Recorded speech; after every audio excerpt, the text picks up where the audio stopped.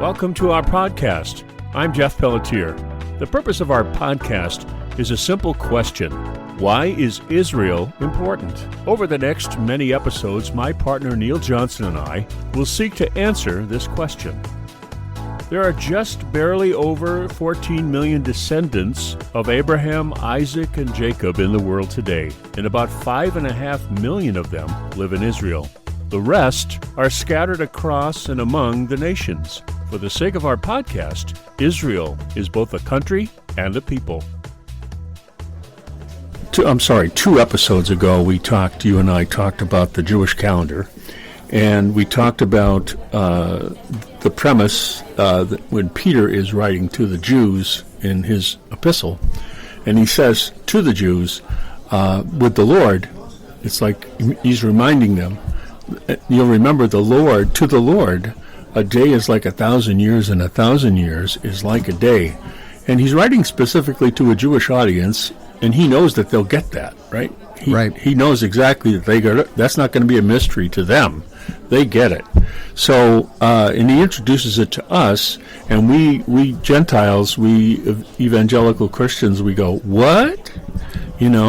But you and I kind of introduced this idea when we talked about the calendar. Right. That it's 7 days, 7,000 years, 7 days of creation, right? Right. Each day, right? And now here we are.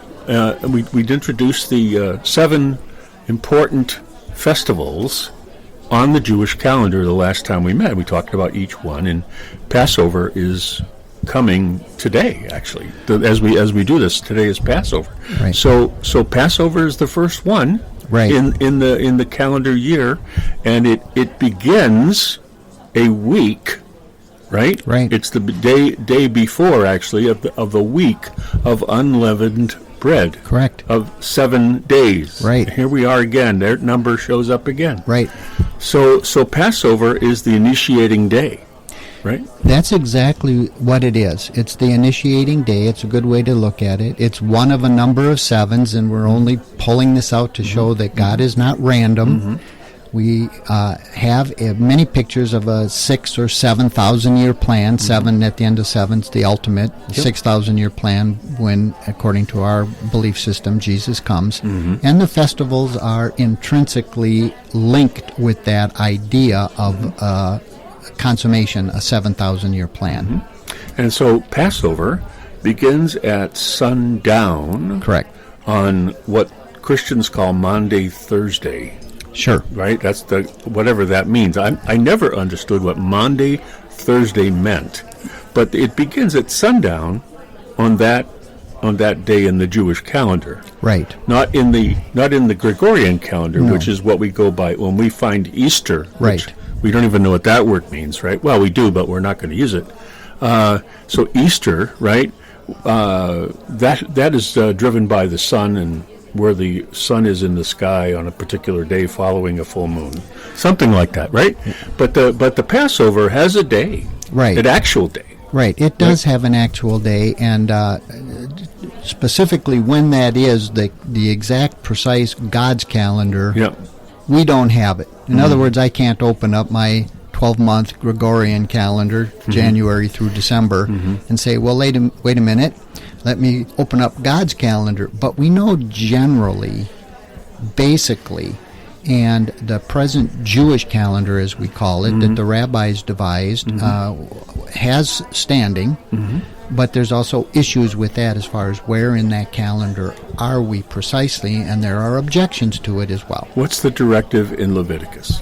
Well, in Leviticus and otherwheres in the Torah, other places in the Torah, God specifically said that Passover, and comes basically the first time he gave it was in Exodus when he said, Passover, this will be the first of the months for you, Nisan, and Passover will be on Nisan 14. Nisan 14. Right, and that's when you'll start counting your basically religious months. And so on Nisan 14, that is the first day of Passover, and that was the Exodus from Egypt, and there were 3 elements to the Passover Seder in that day, and Passover is one of the 3 first a subset of the 7, the 3 first spring festivals. Yeah, the Feast of Unleavened Bread follows that that initiation with Passover. Correct. And it's called Passover Week today by a lot of Jews, right? Right. They call it Passover Week. Right. And it is the Holy Week.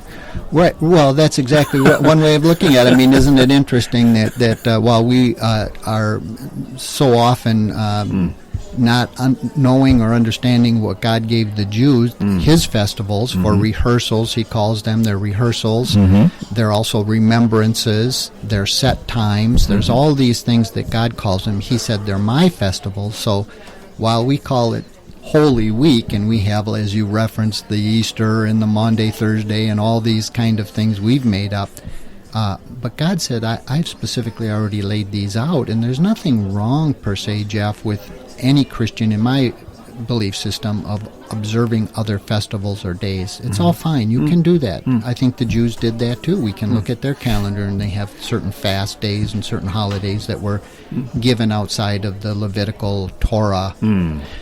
Nonetheless, if you really want to get down to our point of this is so intricate, so detailed, and it points to a timeline and something we should know, I think rather than looking at Easter and so on, which are fine by themselves, as it were, let's look at what God gave for a specific purpose. And thus, we can say this is the Holy Week of God's given subset of the 7, the 3, Pesach, Hag HaMatzah, and Bikurim, which is Passover, unleavened bread, and first fruits. And first fruits, and there we go. So Jesus met with the disciples in the upper room, and they had what we call the Last Supper, but Correct. It really was a Seder, a Passover meal. Right. And they followed the rule of Passover. And so why don't you take us real quick through what that meal involved? Well, the meal, as it involved by Jesus' time, had encompassed more elements and more additions. Just like today, we have additions that a lot of people, depending on your religious belief system or lack thereof, can add certain things to what's called the Seder. The Seder is the symbolic elements of the Passover that you go through to remember some event in the course of this rescue from Egypt. Yeah. Now remember, it's important to know that God equated Egypt with all the world. So basically he was saying, I'm going to take this people, my people, Israel, and I'm going to rescue them. While he says from Egypt, it was also commonly associated and understood, I'm going to rescue you from the world. So God knows that the world is fallen. Oh, he knows it. He knows it, very better than we. Better than we, right? And so, we don't have to tell him, well, God, that you're talking about the world. We're not talking about the earth necessarily, which he created. We're talking about the world system, the fallen world system, which is driven mostly by sin. Right. That's exactly right, and that's what we see in these first 3 subset of the 7 of the elements that you asked about. What's in that Seder? Well, one of them, of course, is the matzah, and I'll kind of lay these out. There's different elements, especially today, but the matzah was so associated with Messiah because, unlike maybe Shavuot, which we'll get to at some point, Passover and Hag HaMatzah was definitely unleavened bread, and not having leaven was so synonymous and so understood as leaven puffs up, makes one pride, is associated, but stronger than just associated, with sin. So these 3 festivals, Messiah came and gave to Israel to show something, that the Messiah that's to come on a specific day and time, which is our main thrust here. It's not to get off onto seeing Jesus in the festivals necessarily, although that's easy to do. Yeah. There's a time. It's not random. And these 3 subsets were exactly what Messiah was going to do. He died on Passover. He went in as a uncorrupted, leavened bread, no sin in him. Matzah does not corrupt, does not decay. And he rose again on the 3rd of this tripartite festival, first fruits, which is exactly what Paul and the New Testament says he's the first fruits of the dead. First fruits from the dead. From the dead. So our thing that we want to keep in mind is it's so intricate, it's so woven together. It's orderly and woven together, and it matters as it is, and we don't have to make it different to understand it. To understand it? Right? Right. If we understand it through the Old Testament lens, looking at the New Testament through the lens of the Old. Right. Right? Exactly. And it means so much more.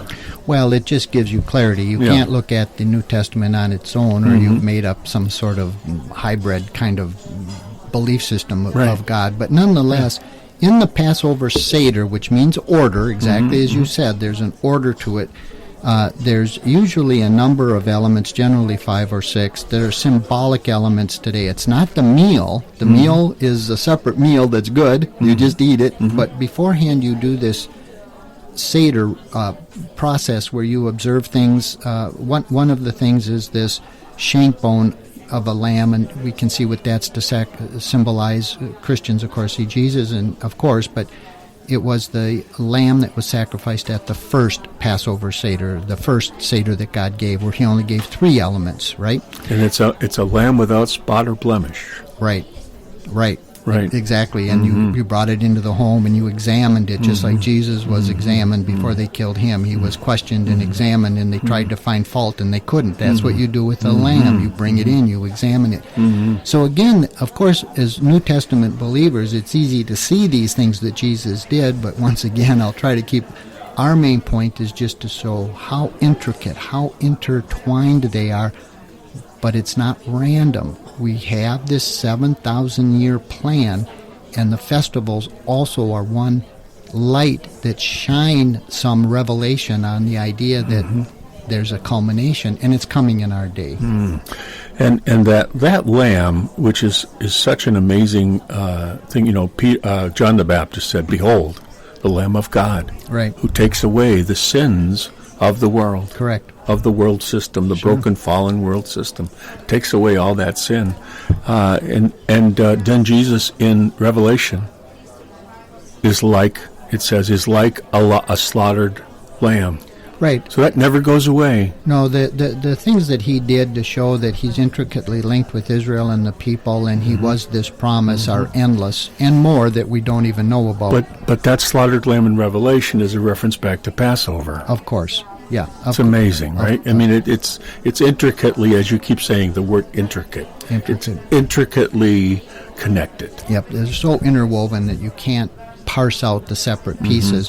And so thus, the more you know, the more you see light on more topics, and thus, again, my 7,000-year idea, so that so many people just think it's random. It's not random. There's not a day where God just throws up his hand, "I've had enough. I'm going to intercede today because you prayed enough," or whatever, like some denominations actually believe. No, he called these festivals set times, rehearsals. They're written in stone, as it were. And so that we should do them how often? Well, you should do them yearly. Forever. I see, forever. Yeah. They don't have an expiration. I mean, again, if you go back just to Jesus fulfilling them, he says he's going to observe them in the kingdom. In the kingdom. So we have this order then of this shank bone, this sacrifice lamb symbolism. We have today this matzah. We talked a little about that. It's burnt and striped and beaten and pierced, and you can see it's unleavened. It's another picture. We have the bitter herbs that you symbolically eat. You have this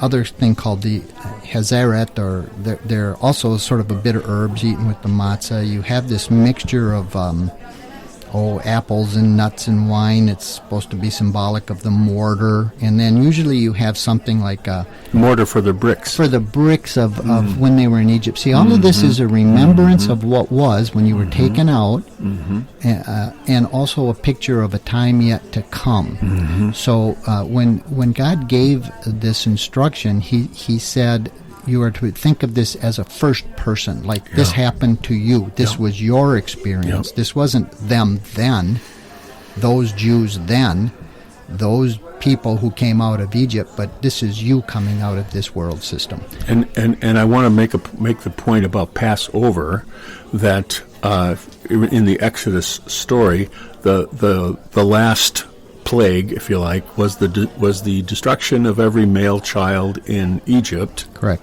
Under the age of, or 2 years old or younger, or something like that? No, Or it had no age limit. the youngest child. It was the firstborn. Firstborn, so there you go. It was the oldest child. It was the firstborn of everything. Yeah. So the firstborn child is taken by the Lord, right? And they put the lamb's blood over the doorposts so they wouldn't experience that death. Yeah. So that death correlates to the death of sin. Well, it does, and there's all kinds of connections, and that's right, Jeff. The more you kind of look into this, you'll find your own sort of connections and parallelisms and understandings that broaden your perspective to take other verses and references and build even a bigger story, which you can't do if you don't first study a little bit or hear about a little bit the basics. Yeah. Of these 7 festivals. And the firstborn, Jesus is the firstborn son of Mary and Joseph, right? Correct. And he is sacrificed. His blood, right, saves us from sin. Period. Well, again, right? That's true. All of that's true. There's nuance throughout the more you study these. Now, Jesus, of course, is easily recognizable in these first festivals. Mm-hmm. Easily recognizable. Easily. He gets harder to recognize in what's called the latter rains, the fall festivals. But just accepting that most of our audience easily recognize Jesus as fulfilling or inaugurating. I don't like to say fulfill because it has the connotation of it's done away with, he's already done that. It doesn't. It's a continuing thing. Mm-hmm. And so our point is just these are not random. These are intricate. Jesus will fulfill and has fulfilled the spring, inaugurated them, and will also the fall festivals, more so that will be readily apparent. And that's the day we're waiting for. And that is the time of our sort of, however it works, our 6,000-year plan of God, which transitions into the seventh day or the 7,000-year plan of God when Jesus is on the earth. So he will make it known how he fulfilled all these things in the sense of not done away with because they are still observed in the kingdom.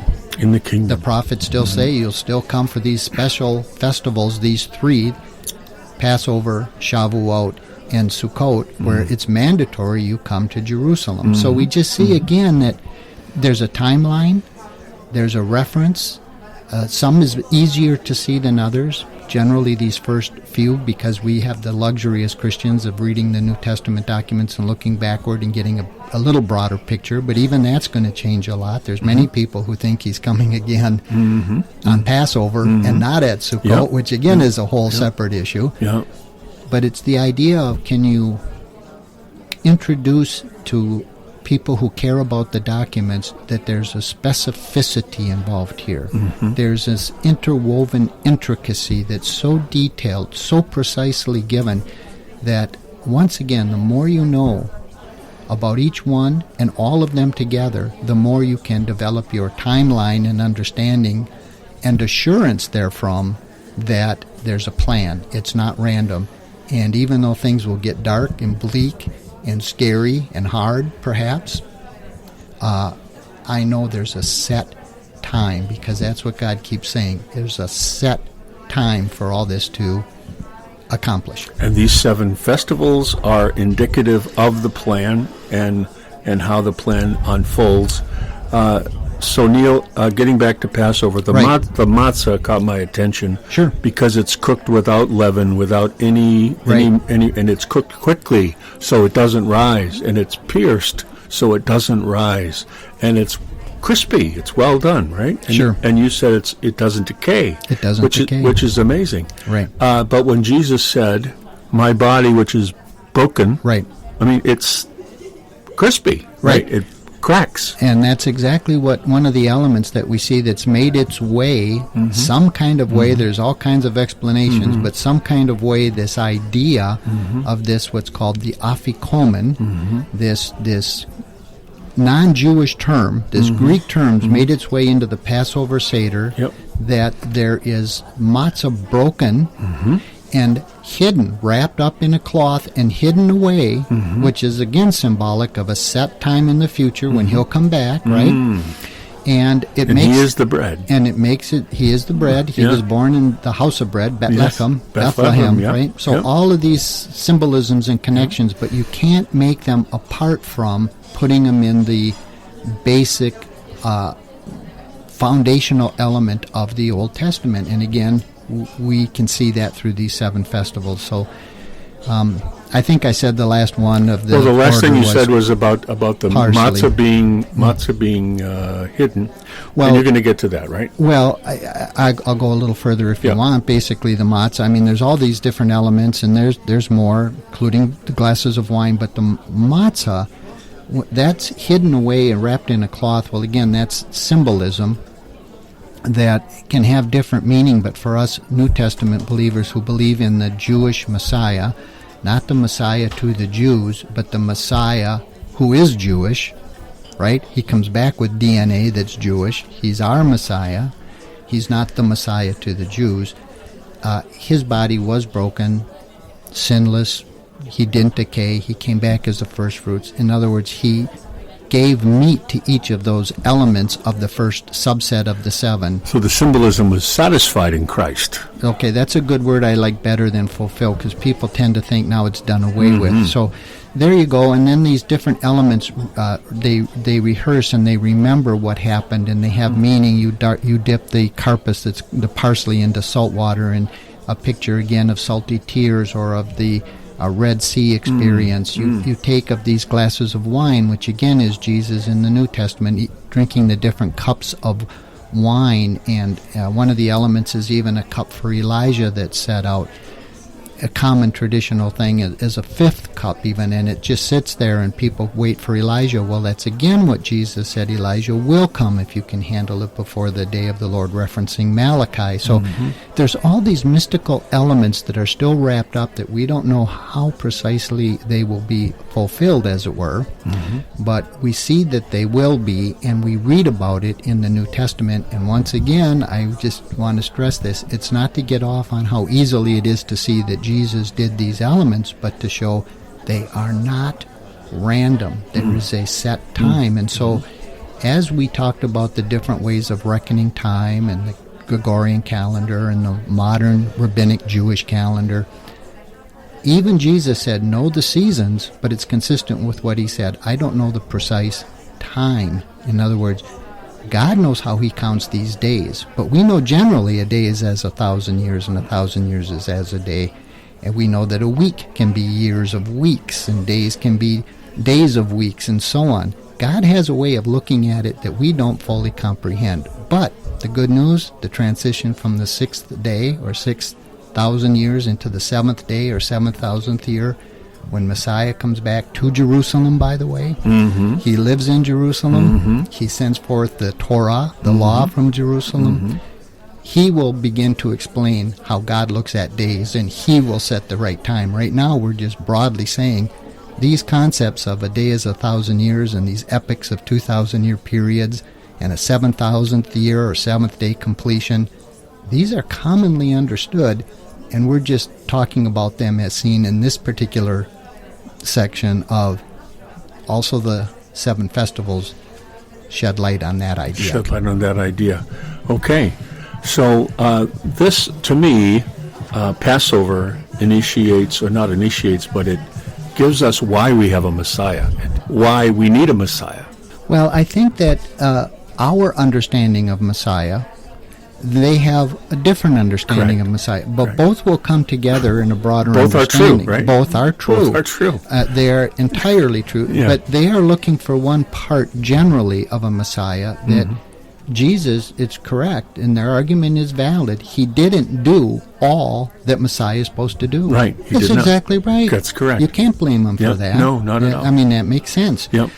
just as you can't blame a Gentile Christian who says, I believe in the Jewish Messiah, but doesn't understand all the elements or nuance or days, I don't blame them either. But the more you open up these concepts, the more a person's able to say, oh, I have a broader, bigger, more precise understanding of the nuance, and thus I can hopefully have more satisfaction when holy hell, as they say, breaks out on the earth, and you can say, it didn't catch me by surprise. I knew the time of the Gentiles would come to an end. I knew that Jacob's trouble, as it's referred to, would come, and I knew it would be a set time. It's not random. It didn't catch me by surprise, even though I don't like it, right? I don't want to be here, right? But I'm not going to be wounded like a deer in the headlights, as it were. I knew that God made it clear throughout Scripture there would be this transition, this cusp, this time, and thus also the resistance. We have a caged animal, cornered animal, who's going to fight viciously to the very end, who's very powerful, and is going to take as many casualties with him as he can. And our point of this broadcast is to say, look, there are these festivals. Many people know them. Yes, Messiah is replete throughout. But the idea is just look how intricate they are. This is a set time. Be assured, if he could be this precise with set times and nuance and innuendo in these festivals, he can be just as counted on and trustworthy for the correct day to rescue us, because that's what we're all talking about after all with the 7,000 years. Exactly. And it's the thing that hit me as you were speaking is the idea that the Jews don't see the lamb, the suffering lamb for the sin. That's the part that they miss, but they see the conquering king, and that's what they want, right? That's what they've been hoping for. And we have the opportunity to help them see that, because John said, behold the Lamb of God who takes away the sins of the world. And Jesus talked about himself as the final sacrifice for sin. And the Jews don't see that. But it's still true, like we said, it's still true. As is the idea that he will come back as the conquering king and make all things right. Shalom will come. And a lot of Christians don't think he's coming back as a conquering king either. Oh, wow. So that's a whole separate issue. But again, our point is just there is this idea of a harmonization that's coming to both of these. I'm jumping ahead here, but our Shavuot experience of two loaves waved before the Lord, where Jesus said, I have sheep of another pasture as well. Well, he had his sheep of Israel, but he said, I have another. So in my belief system, I think it's referring to Gentiles. But we won't get off on that. Just again to stress the idea that God has a set time, and we can see this in the New Testament, certainly throughout the Old Testament, many pictures, but the one in the New Testament that's quickest and easiest is, if I just reference this idea of a set day and a set time, Jesus took 3 of his disciples, Peter, James, and John, and says to a mountain. This is in Matthew 17, and it says something very, very crucial to this thought of a 6,000-year plan of God transitioning into the 7th day of the 7,000th year. It says, after 6 days.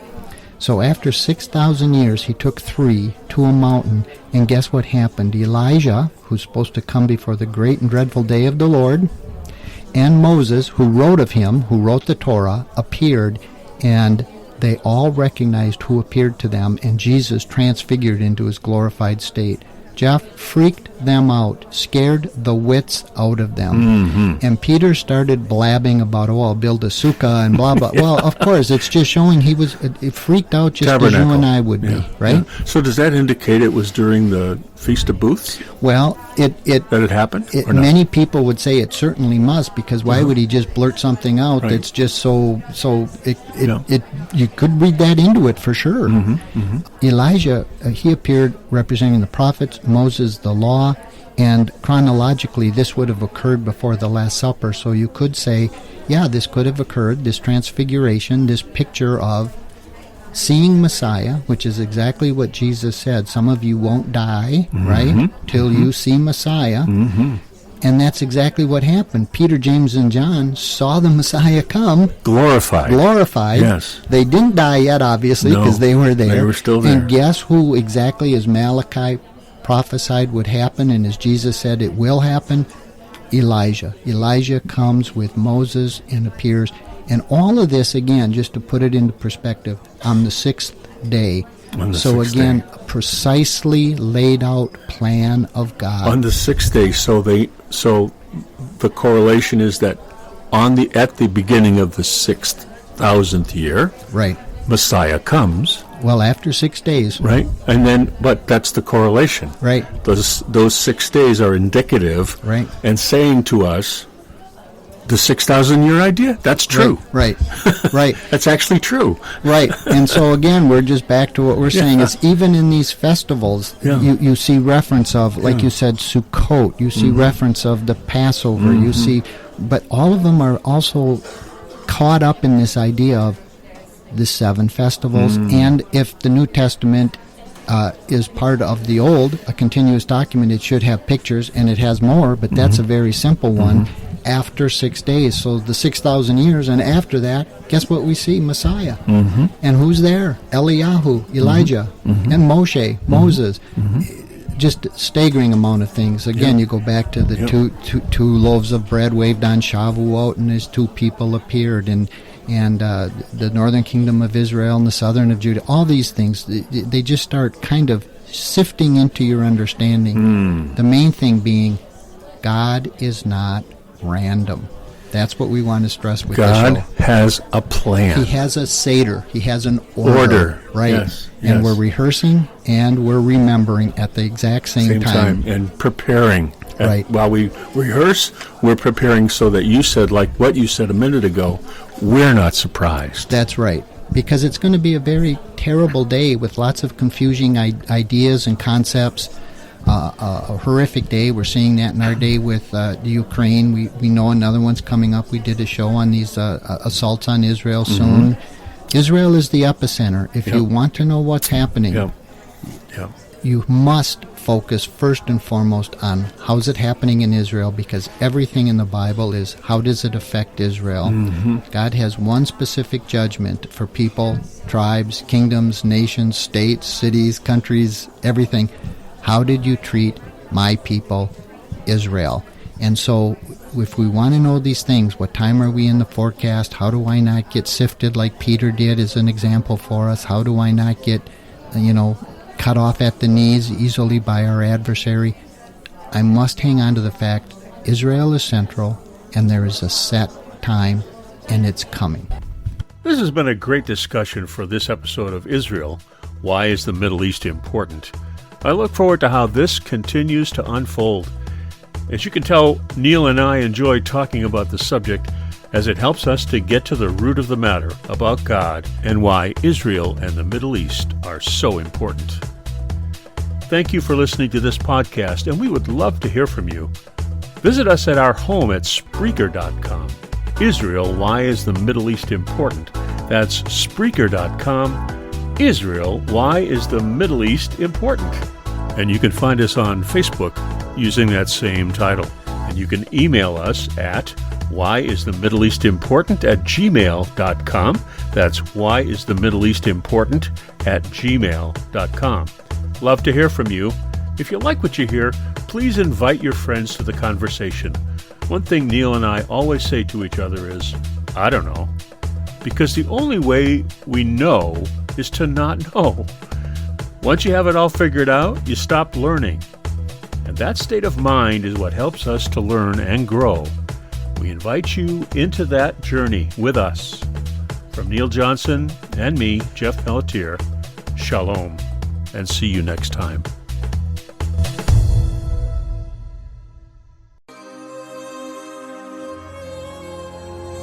יברכך אדוני וישמרך,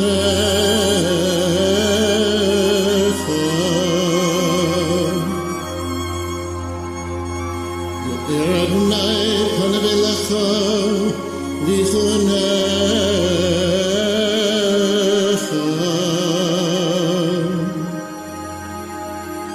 שא פניו